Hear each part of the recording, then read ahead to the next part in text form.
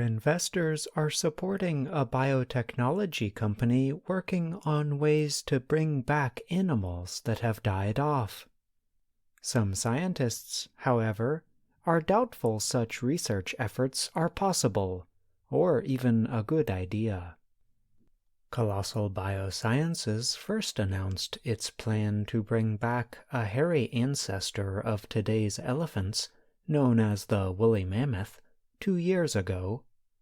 Recently, the company said it wanted to bring back the dodo bird, a large, flightless bird.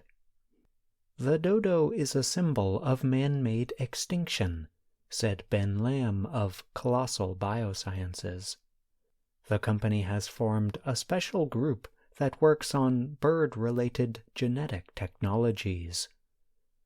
The last dodo was killed in 1681 on the Indian Ocean island of Mauritius. Colossal Biosciences is based in the city of Dallas, Texas. It started operations in 2021. Recently, the company announced it had raised an additional $150 million in financing. To date, it has raised $225 million from many investors that include United States Innovative Technology Fund, Briar Capital, and In-Q-Tel, an organization supporting national security agencies. The possibility of bringing the dodo back is not expected to directly make money, said Lamb. But the genetic tools and equipment that the company develops to try to do it may have other uses, including for human healthcare, he said. For example, Colossal Biosciences is now testing tools to change several parts of the genome at the same time. It is also working on technologies for what is sometimes called an artificial womb, he said. The dodo's closest living relative is the Nicobar pigeon, said Beth Shapiro, a scientific advisor with the bioscience company. She has been studying the dodo for 20 years.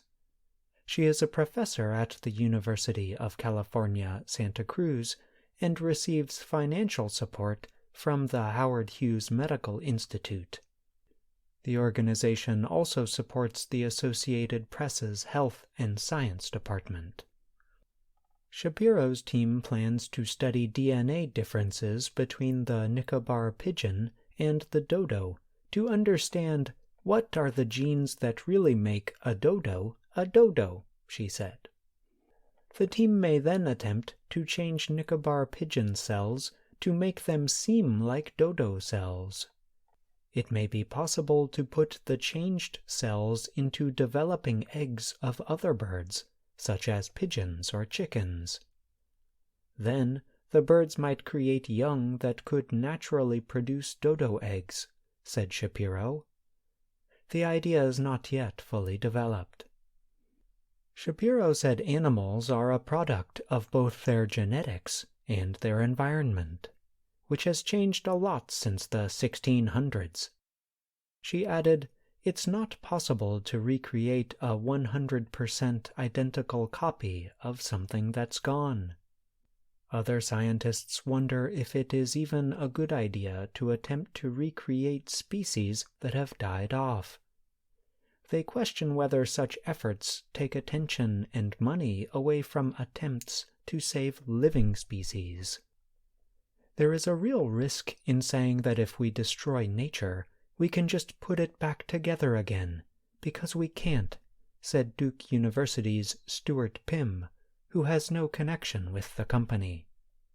"And where on earth would you put a woolly mammoth, other than in a cage?" Pym said. He also said that the environment where mammoths lived disappeared long ago. Biologists who know about captive breeding programs say that it can be difficult for zoo-bred animals to live in the wild. Boris Worm is a biologist with the University of Dalhousie in Halifax, Nova Scotia. He is also not linked to Colossal Biosciences. He said animals need to learn from other wild animals of their kind, something that dodos and mammoths would not be able to do.